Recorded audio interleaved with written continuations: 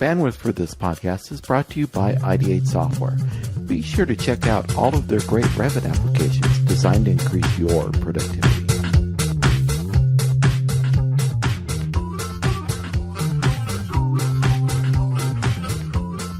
Once again, we have begun BIM Thoughts.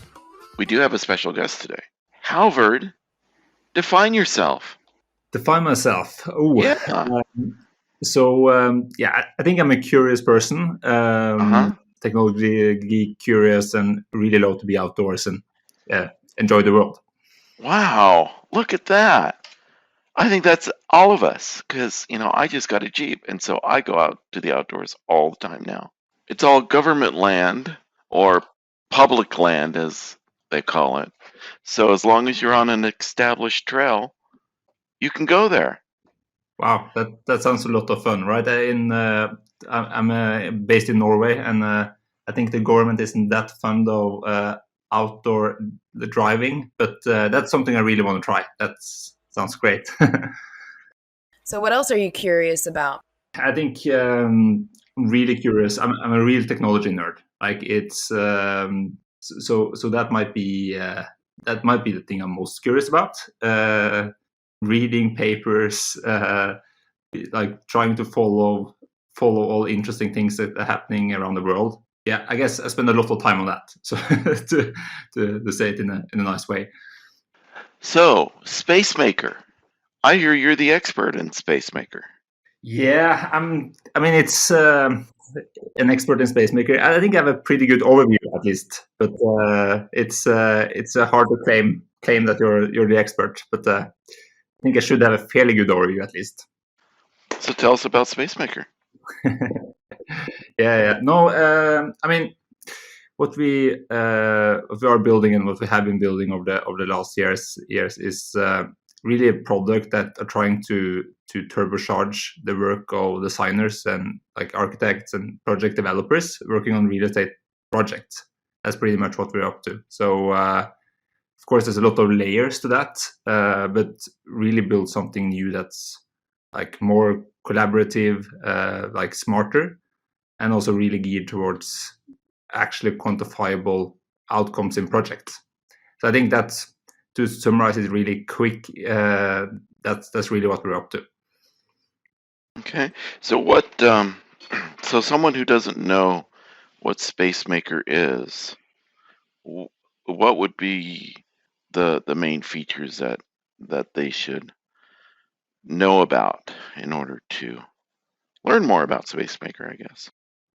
There's always a lot of features that dig into that. I think we often talk about sort of four main buckets of features, and one is we want to make it really easy to get the data you need for a real estate project, whether that's terrain or surrounding buildings or roads or like data you care about and data that have influence on the project.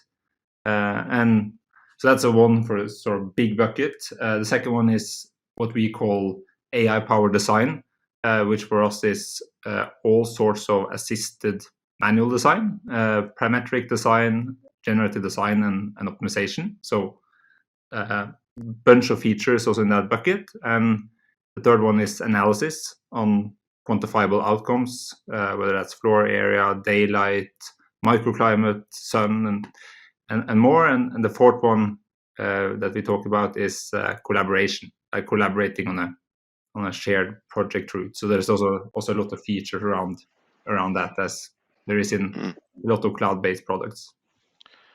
So it sounds like this is like InfoWorks combined with generative design combined with collaboration. Yeah, a little bit, right? A little bit. I think it is sort of that in that direction, right? I think we have been even more focused on less focus on infrastructure from the get-go. Okay. More focused on sort of building placements. How do you optimize the massing, the requirements that you have in the area for view to the ocean, for different things that you care about in a project. Okay. But I think it's sort of it's definitely within the same space, right? Right. And so it's more for at the beginning of the project, the middle or the end or all of it or So we have focused very much on the early phase, and okay. that's I think that's pretty much where we started out. Uh-huh. First of all, because we didn't see that, in our opinion, it wasn't a lot of good products in that Mhm. phase. And also, second, we see that in a lot of the project there are super important decisions being done very early that Mhm. can change later. So it seemed like an obvious place to start. Like Right. when you lock down the building footprint and heights, etc., there's only so much you can do. So that's our starting point, and I think we sort of want to expand from there. But we're still a very early phase tool right now. Yeah. I can see a tool like this being even in the early stages where hopefully we're with the client trying to find the right site to build the building. Yeah, no, exactly. So I think currently we have the customers often use Spacemaker in sort of two main use cases. One is like site screening or site acquisition. Uh-huh. Like you're screening one site, or you might even screen 70 sites to figure out which one to buy. Mhm. And then that's one of the core use cases. And the second one is, of course, the feasibility project, or like the initial project when you're starting to build on a site. So I think we see, yeah, maybe a 50-50 split between these use cases. Right. So would this be a product kind of like generative design or Dynamo that sits on top of something like Revit, or is it more standalone, like something say like TestFit? So it's more standalone. So in that sense, it's closer to TestFit, which doesn't mean that. So I mean, we have a cloud information model that are built into Spacemaker. So you can combine Spacemaker with other products, for example, Revit, to do design. But then you are working. We're not sort of built on top of something that's side by side, so to speak. Gotcha. So you don't have to have other products to take advantage of Spacemaker. No, you don't have to have that. But if you go, I think what we see is that most of the users like often start to use Spacemaker like standalone in the beginning of a project or in early site screening, and then they often combine us with, for example, Revit or ArchiCAD or other products further down the line when they need more detailed design capabilities than what we currently offer. And is this are you able to stay connected? So you begin using Spacemaker, you're doing your site evaluations, you're doing some energy analysis and some wind studies on it. You get it to a stage where okay, let's move this on to Revit to start working on our actual documentation. If you make changes, do the two need to stay connected? Like if you think back in the day when you're using conceptual design inside of Revit, if you make a change with the model, you have to bring that mass back in, adjust the mass, and then bring it back in. Is that a similar workflow, or are you more not like that? That's a very good question, because I mean, to be honest with you, that has been the workflow, right? You have to sort of export the file from Spacemaker, import it to Revit, do some changes, and sort of get it back in. Which has been like okay, you get things done, but it's quite annoying. So we are in the process now of rolling out or testing with beta users, to be more specific, Revit Live Link. So we were able to work with something and in Revit and have it filelessly transferred over to Spacemaker and staying in sync and everything. So yeah. So that would almost be like something like Enscape, where you can make the changes and you see it live. I don't mean to keep mentioning other products, but on an audio podcast, people tie into other things that they can visualize. So I think that would be very cool to have that live link. But at the same time, aside from being a bit of a work or an extra part of the workflow to bring the data from Spacemaker into Revit, make the changes, do it again, a platform like Spacemaker, I think, would allow you to do a lot more iterations and changes much quicker. So the little bit of effort it takes to bring the data from Spacemaker into Revit, yes, that's a bit of a pain, but the efficiency you gain from being able to very quickly iterate and make those changes in Spacemaker, I think is worth that effort. Yeah, no, I mean, we really hope so, right? And we think that like what we envision and also what we see our users are starting to do is to, of course, you want to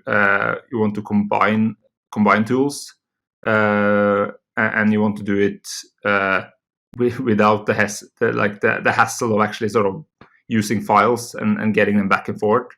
But to us, it's a little bit like how we think about it is we don't have any ambition to sort of build a huge Spacemaker model and transfer it over to a lot of product, but we really want to utilize the best of the products in the ecosystem and enable it to work on a model in Spacemaker from that product. So, which also mean that we can combine these products with the like generative and parametric capabilities that Spacemaker has in the best possible way.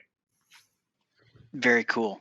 And I think that also would mean that in general, the output from Spacemaker is going to be a lot lighter, a lot more data driven, and less constrained by the geometry that we all know Revit makes very heavy. Yeah. I mean that's our ambition. Well, it sounds like a good ambition. We definitely like that ambition.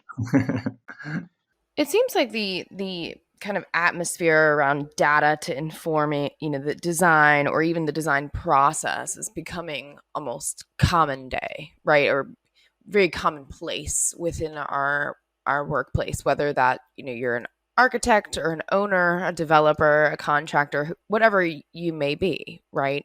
I think that we're seeing more and more data to basically give us the ability to make better decisions is, kind of what I'm picking up here. Of course, there's things like wind, solar, building restrictions, like height and property lines.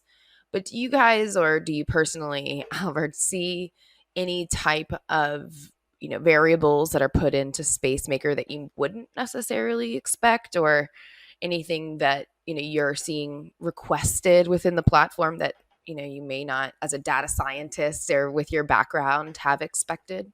Well, that's is a good question. I mean, one thing we see a lot is because it's very easy to go after the very quantifiable outcomes, right? Especially as a data scientist or with that background. I think what we see is that like a lot of people want to sort of inform software qualities by data. I'm not sure. So I think I've started to get used to that, but I don't think that was something I expected going into this. That a lot of people really want to have data around decisions, for example, apartment views and also software qualities like mobility on the site, etc. And I think not all these questions are solvable by data, or at least not by a single number. But I think you can really get interesting. You can get interesting support around your reasoning as an architect or as a professional in the industry. Yeah, I can definitely see building cost, for example, being a variable that would be very important, but at the same time, site acquisition would almost be impossible to determine, right? I mean, especially with today's costs of, getting products into the States and, delivery and all those things. I mean, I don't think that you can even order furniture right now, right? With like cushions and things like that on back order. So yeah, I mean, I can see a lot of those variables being extremely quantifiable, and then others being very kind of gray in a way. Yeah, no, absolutely. I think that's also that's also one of the really fun parts of work, fun aspects of working with this, is that you have this combination, right, of things that are extremely challenging to quantify, and for example, cost that is still challenging to quantify, but like if you actually have the have the variables getting in, it's really easy, right? But then you have something like the feeling of a space that you or feeling of an outdoor space, for example, that are very different. So I think that's one of the really interesting challenges that we talk a lot about, right? How do we sort of combine that into a system that really helps the designer as much as possible and the owner, while still being opinionated enough to help you in the right direction or assist you. Right, because I could see the owner using a tool like this to find the plot of land, find the available spots, or have the realtor show them where the available spots are. And then the architect can come up with some different designs. They could look at the different designs and how it interacts with the different buildings, how it interacts with the environment. They can see what kinds of layouts they can use. They could also see what the views and things would look like from different parts of the building, which is good for trying to sell the building off to investors or to people who want to buy different parts of the building. So am I on track with that Yeah, definition? You're perfectly on track. So I think that that is definitely how people use it. And then over time, you also see that. I mean, you do that on one site, and you start to get into more data-driven reasoning around that site. Like how good is it? How can optimize it, etc. And then we also see that that owners, for example, start to do that over multiple sites, right? Where you start to build up more of a knowledge, maybe are better to transfer the best practices from one site to another, right? You know what good looks like, for example. So yeah, but I think you're right. You're spot on in how we see the product being used. Or even if you're working on a large campus where you have either a big hospital campus or a school or a university or what have you, you could say, okay, let's see if we put the building here. What if we rotate it a little bit? What if this? What if that? Kind of interaction going on. I see this as also as a good opportunity too for architects and for owners, obviously, but for firms that are trying to reach out to than just doing what they traditionally did, which were construction documents, where firms are trying to go in to do facilities management on the back end, but maybe they're looking for tools on the front end so that they can start interfacing with the building owners a little bit sooner in the building process, which then ties them better into the process of winning the overall project. Yeah, no, absolutely. No, I think what we have seen, which is at least in Europe where we have focused so far, is that I mean we often see that there is a higher willingness to invest further down the process compared to early phase, which in our opinion is like part of tradition in the industry. Like there's a lot of competition, right? And you're sort of selling, and then you pay your bills later from a design services firm standpoint. But that, so of course you can. We really want people to use Spacemaker to operate in that early phase and position yourself. But we also really are pushing for and also trying to. I mean, in our opinion, the industry should invest more in the early phase because there's so many important decisions that are being done there. So that's also something at least we're trying to sort of try to nudge our customers a little bit, right? And also to sort of show how important the early phase decisions are, also in order to increase investment there and increase focus on that phase. And there's a lot of tools out there that do things similar to what Spacemaker does. What makes Spacemaker different? Why should I spend time in learning more about Spacemaker as opposed to learning about product XYZ?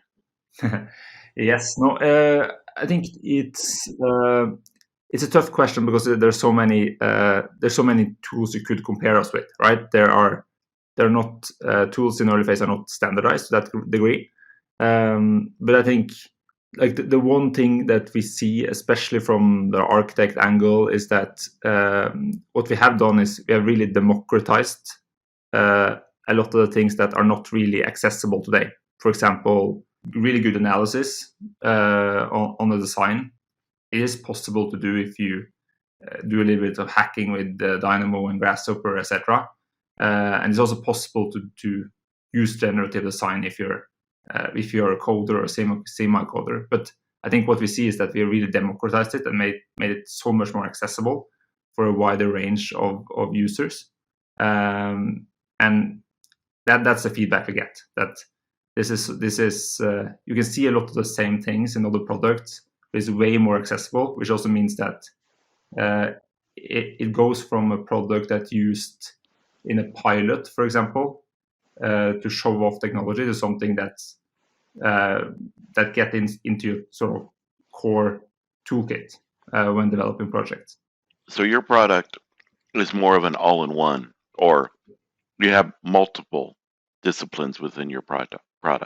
It's more of an all-in-one. It's more of all-in-one, And so we can look at Spacemaker instead of looking at 5 other different products and trying to convince the IT department to get these 5 other products, or convince the owners to get these 5 other products. We can just go with the one product and say, hey, let's try this one out, see if it does what we need it to do. We've got one interface to learn. We've got one file format to bring in. We've got some interaction to the products we already have coming down the pipe. So what is what's the most exciting features in your current release? I'm sure you've got some new features that you are dying to talk about.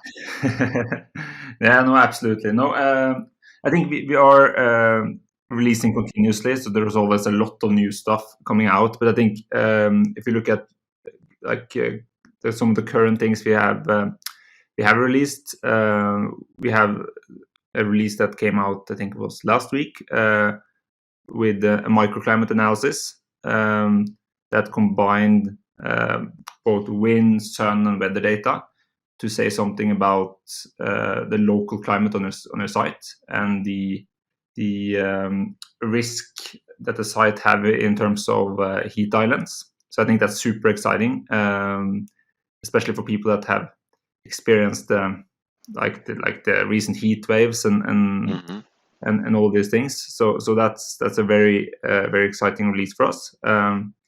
Another one that came out very recently is what we have called instant noise, where we have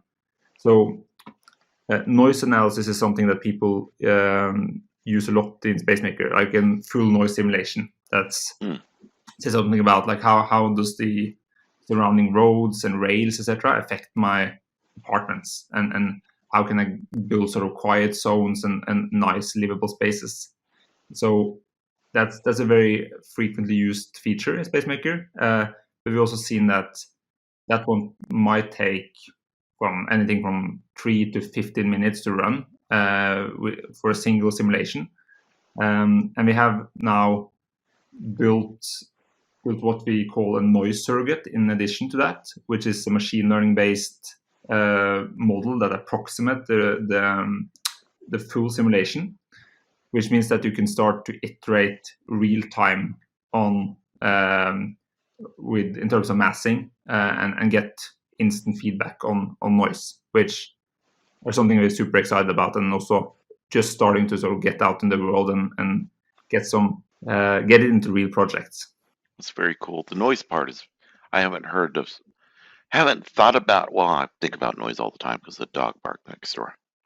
But I haven't really thought about noise analysis in terms of the early stages of the building. And I guess that's just as important as everything else, isn't it? I mean, we really see that a lot of our customers think it's super important. And the workflow, I mean, different outcomes are important in different, like people weigh them differently, right? But what we see is that people that have cared about that before have typically ordered a couple of noise analysis from acousticians 2, 3, 4 months down the project into the product path, right? And what we see the difference between having it when you actually do site acquisition, for example, compared to doing it 3 months after you bought the site, that can make a huge difference for you. So Absolutely. And noise is one that you can actually verify beforehand, because you could say, okay, at this empty spot, this lot should be quieter than this lot, for example, and you could actually go there and see if it is. yeah, you could, right? But I think the interesting part, or the interesting part of this for users, is like, how can you play with building mass and noise barriers and all these things to really make good livable spaces, despite maybe a challenging road that you have in one part of your site, for example. So that I think that's a big difference for users, that they can actually start playing with that really early. And there's a lot of interesting things you can, when you start combining that with other qualities, other living qualities, that's where it starts to get fun, in our opinion, right? Where you, okay, so I add some building mass here to block the noise from the west, but how does that affect the view to an ocean that I have on the other side of the site? And you can start to play with that, play with the trade-offs. That's pretty much what we love, right? And I think also the Spacemaker founder, which was an architect, or still is an architect, but not practicing anymore. He really, I think that's really what triggered the company. He working on projects and really weighing and being quite extreme and building up a lot of proposals that explore these trade-offs. Right. Carl, I'm sure you've got some questions. Well, it's funny that you mentioned that, Bill, because I did have a thought as you were talking to Hallvard about all of the things that Spacemaker can do. I'm wondering if once people start using the product, if they start finding other ways to use it.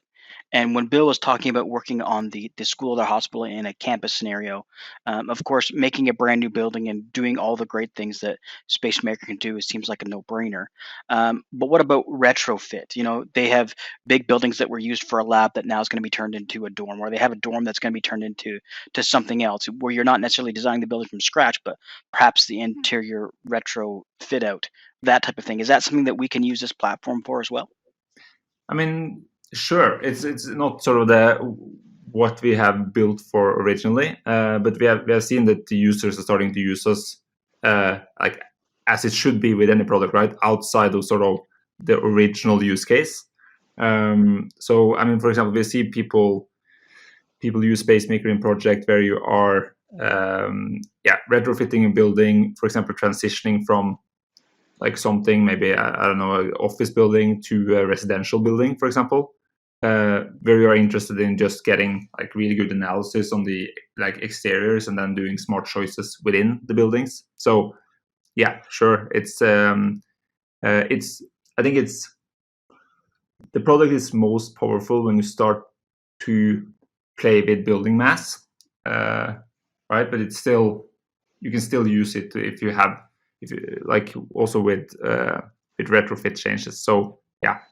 Exactly, and I think that was part of the point, is that, you know, a program like this that's as powerful as it is, people tend to sort of put it in one spot where it does these things, and that's all we use it for.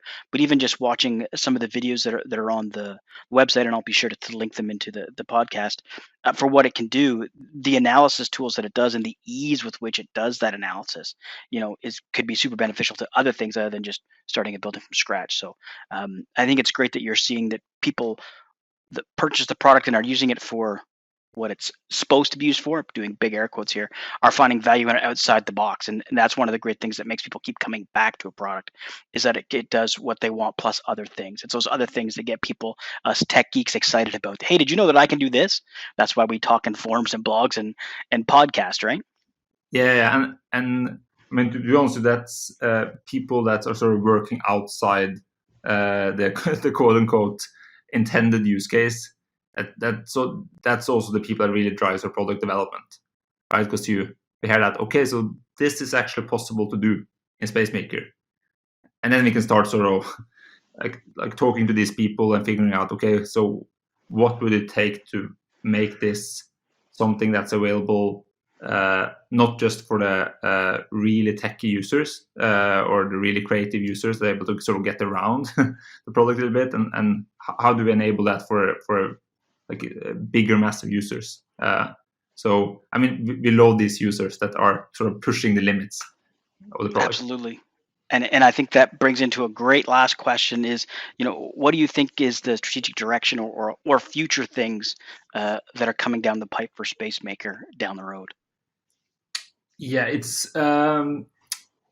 is a really exciting question, because we have been doing a lot of strategic work over the last couple of months. So I think to mention two things that we are talking a lot about these days and really are pushing towards. Like one is to make Spacemaker valuable for a longer time period, right? We still want to be early phase, but we want to provide users with workflows that are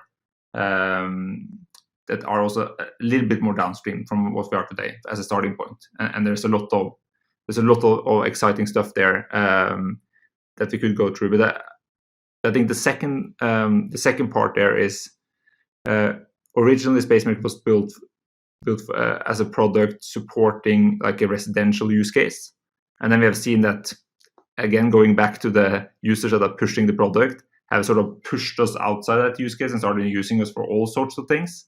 And I think what we talk most about now is how do we enable Spacemaker to be like as valuable in all context, is what we call it internally.